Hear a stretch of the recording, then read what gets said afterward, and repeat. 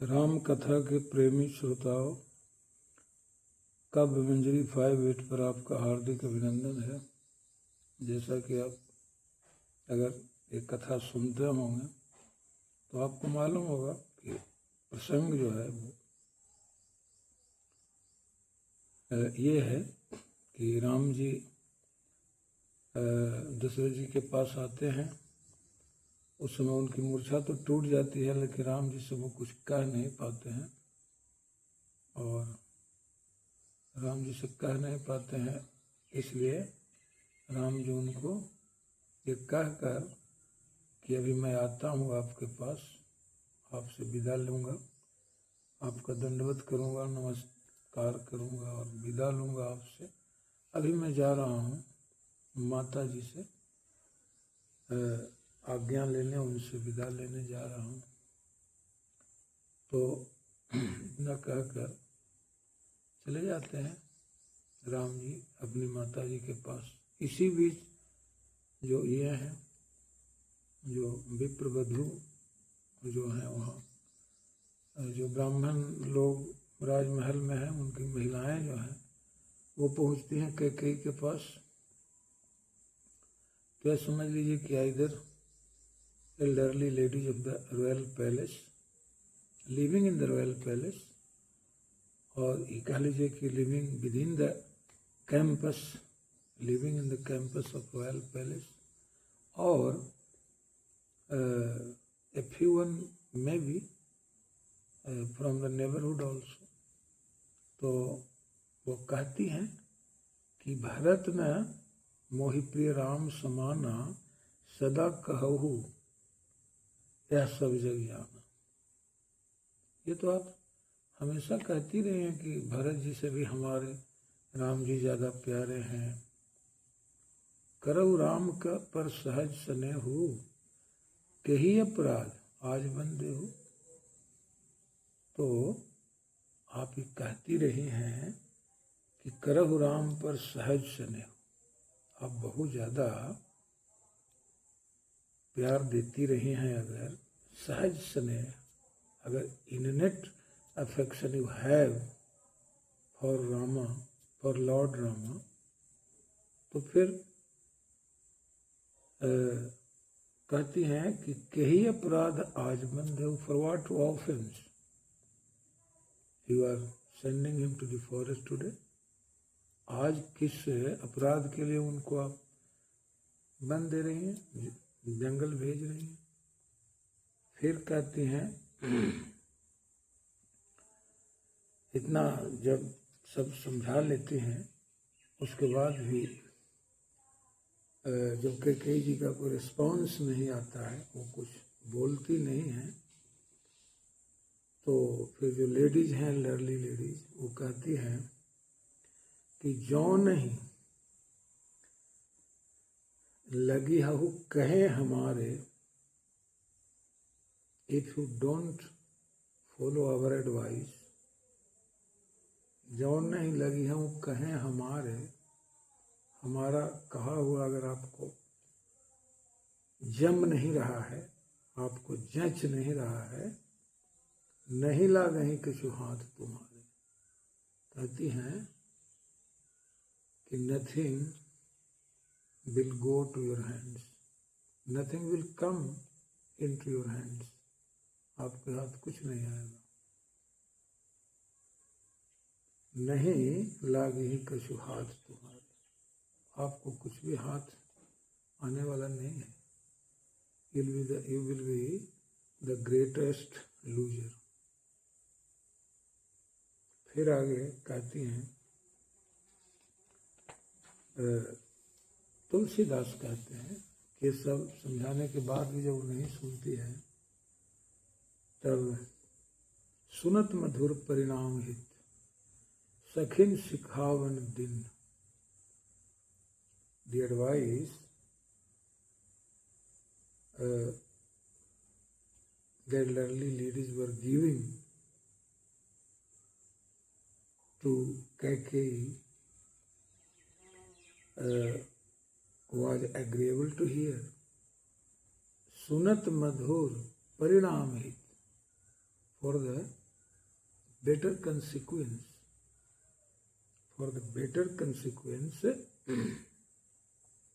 or salutary to the consequence. तो सुनत मधुर परिणाम हित सखिन सिखावन दिन, जो सुनने में मधुर था, एग्रीएबल टू हियर, और जो परिणाम हित था, अच्छे परिणाम के लिए था, सैल्यूटरी टू द कंसिक्वेंस, जिसका अच्छा परिणाम होता, जिसका सुघड़ परिणाम होता, उसके लिए उन्होंने उस तरह का सिखावन, उस तरह का काउंसलिंग किया। किन्ह कुटिल प्रबोधि कुवरी, कुटिल प्रबोधि कुवरी, तेहि कछु कानन किन्ह, सुनत मधुर परिणाम हित सखिन सिखावन दिन, कुटिल प्रबोधि कुवरी, तेहि कछु कानन दिन। कहती हैं मंथरा के बारे में कि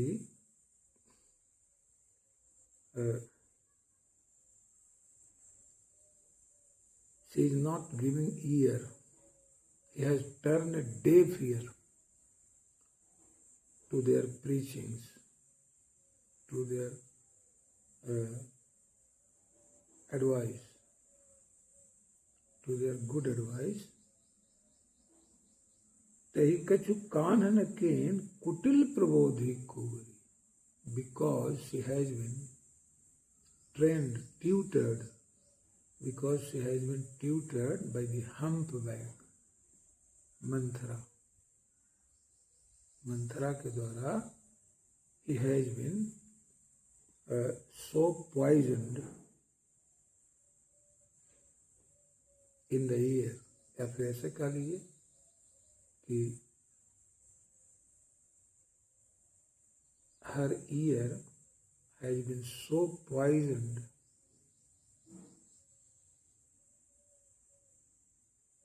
by humpback, wild humpback, wicked humpback, Manthara, that she turned a deaf ear to their advice. आगे तुलसीदास कहते हैं, उतर न दे दुसहरी रूखी, she gave no reply, Kaikeyi gave no reply, दुसहरी Rukhi, on the contrary, she became more angry. उतर न दे दुसहरी रूखी,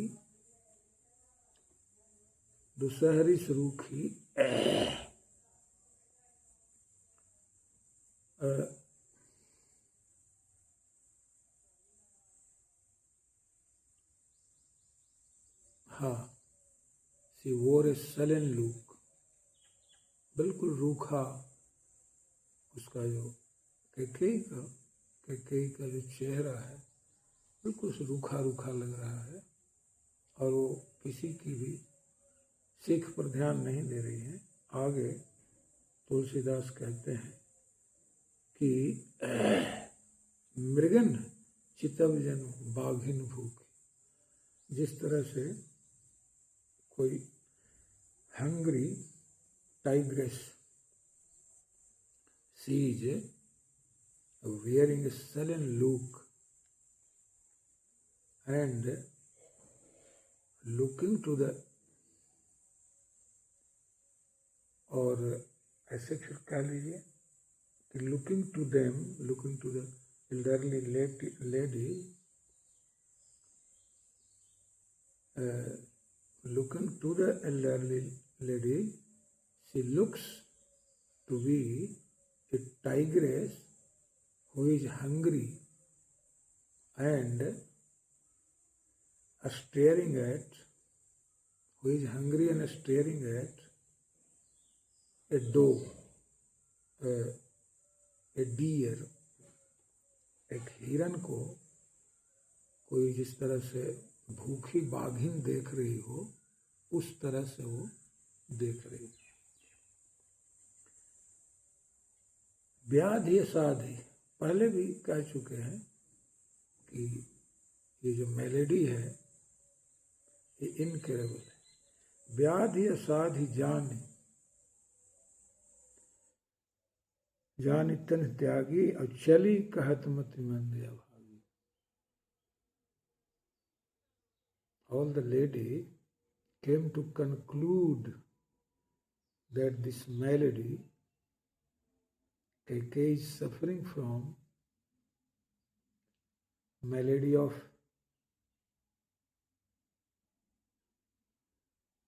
being poisoned by the humpback,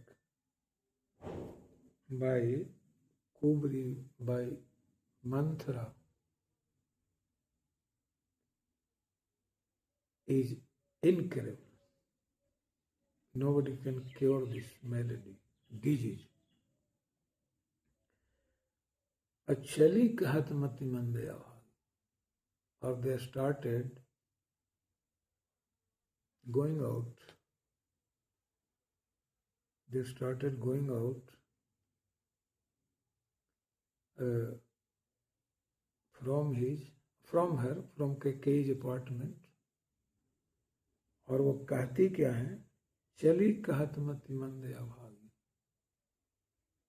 and they are calling her unfortunate. They are calling her wretched fool, मतिमंद अभागी। Reach कहते हैं जो unfortunate है, जो इल फेटेड है, जो ये कहिए कि इल लक्ड है, तो उसके लिए जो इल फेटेड है तो उसको कहते हैं अभागा या अभागिन। तो मतिमंद अभागी, रिचेड फुल, एक तो मतिमंद हो और दूसरे में अभागिन भी हो। इसीलिए वो एक जगह कहते हैं तुलसीदास कि जाके प्रभु दारुण दुख दिन्हा, ताके मति पहिले हर लिन्हा। तो मति हर लेने का मतलब आपके दिमाग में कुछ सूझ नहीं रहा, मति भ्रष्ट हो गई है। और दूसरा कि दारुण दुख, कष्ट जो है वो आने वाला है। अब देखिए एक जगह और तुलसीदास कहते हैं कि तुलसीदास एक जगह कहते हैं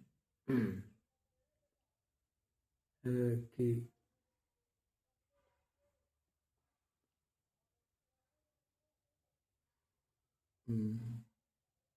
एक जगह और कहते हैं कि जिसको ये मतलब बुद्धि भ्रष्ट हो जाती है, उसके लिए सूर्य जो है, सूर्योदय पश्चिम में होता है। तो आगे कहते हैं तुलसीदास कि राज करत यह दय बिगोई, राज करत यह दय बिगोई। महिलाएं कह रही हैं कि जो भाग्य है, या फिर कह लीजिए इसका जो अभागापन है, इसको रोक नहीं रहा है। इसका जो अभागापन है, she is going to be a rage, इसको रोक नहीं रहा है ये सब करने से। और आगे कहते हैं कि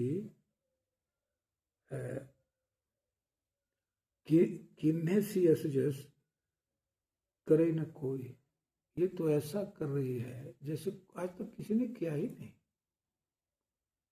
और सच में बात है कि भाई अपने बेटे को तुम राज तिलक करा दो, युवराज बना दो, install your son as the prince regent of Ayodhya, nobody is curbing it, nobody is preventing it, nobody is anyhow going to prevent it. Still you are persisting. You are persisting that Ram should go to the forest. It is quite illogical. It is quite irrelevant, unreasonable. ये क्यों कह रही हो भाई? तो इसलिए कहते किन्ने सी एसजस करे ही ना कोई, आज तक ऐसा तो कुछ ने किया नहीं. आगे तुलसीदास कहते हैं यही विधि बिल्प ही पूर्ण नारी. All the gents and ladies are bemoaning, are lamenting, और दे ही कुचाल ही कोटिक गारी, and lamenting for this plight of Ayodhya. They are suffering abuses. They are raining abuses on Kaikeyi.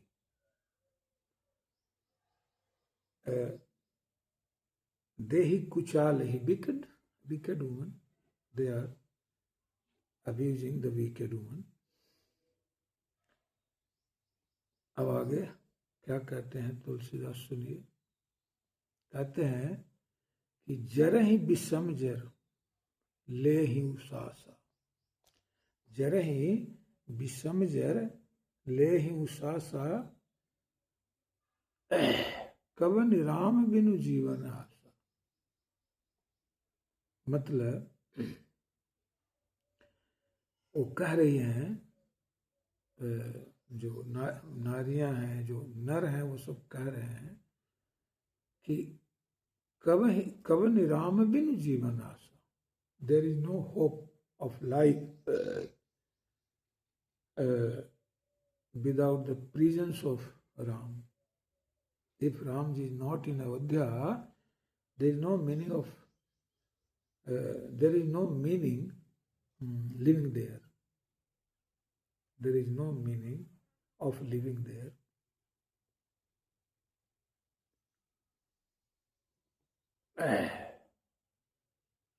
जर ही विषम जर ले ही उसासा. They are उच्छ्वास. उसासा मतलब जो गहरी सांस जो लेता है किसी दुख पीड़ा में, उस तरह से उच्छ्वास जो सांस ले रहे हैं. They are saying.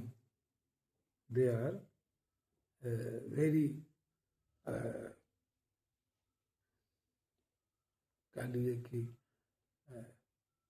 सांस आदमी बड़ी ये से लेता है, जो राहत की सांस लेता है, राहत भरी सांस लेता है, उस तरह से they are breathing heavily. They are heavily breathing. They are sighing. Jarahi bisam jar lehi usasa. And they are burning. They are burning with terrible agony. विषम जर. जर का मतलब तो बुखार होता है, लेकिन इस जगह बुखार जर का अभिप्राय बुखार नहीं है. जर का मतलब कष्ट, क्लेश, एगोनी, एंग्विश, ये है. ग्रोन्स ये है. तो लैंगुअर, तो इस जगह दुख क्लेश से है मतलब.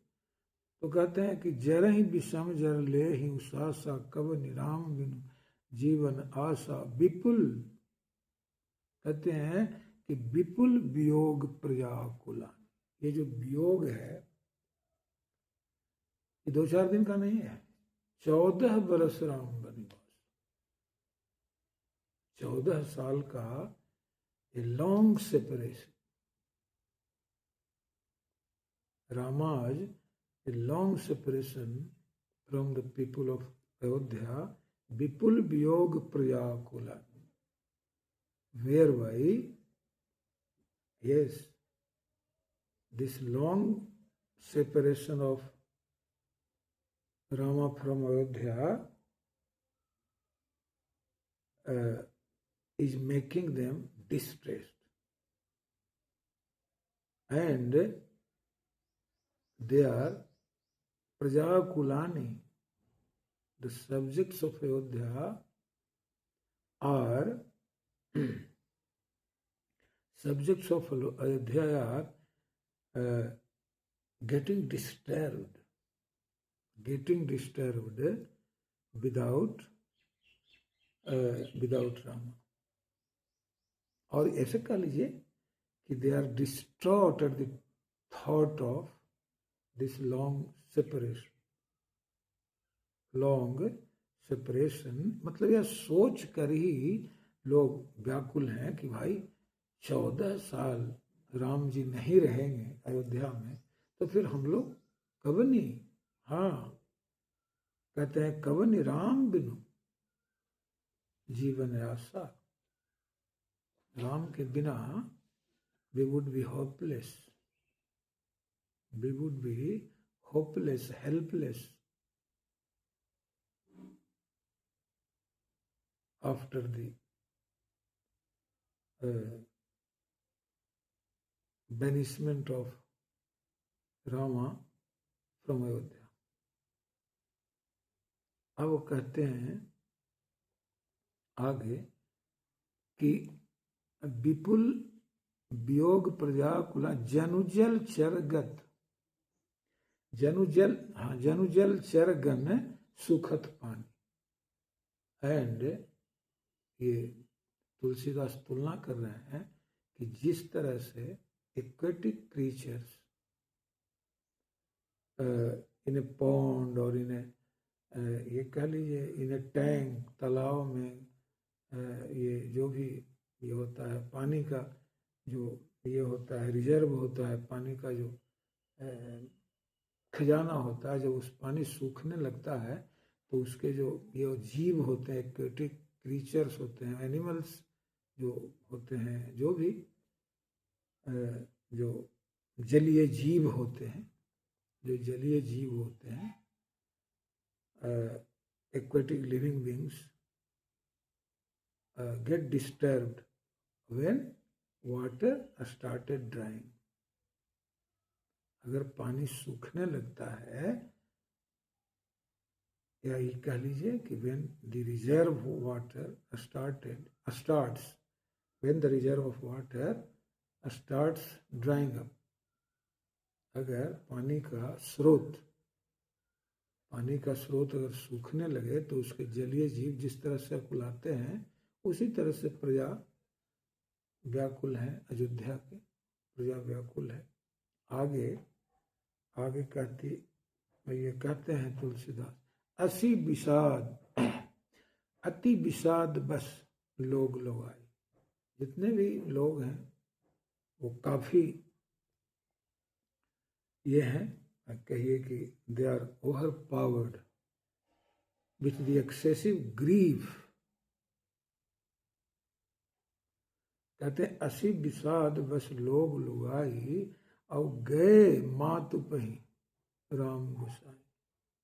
अब यहाँ तो सब लोग व्याकुल हैं और उसी समय राम जी चले जाते हैं.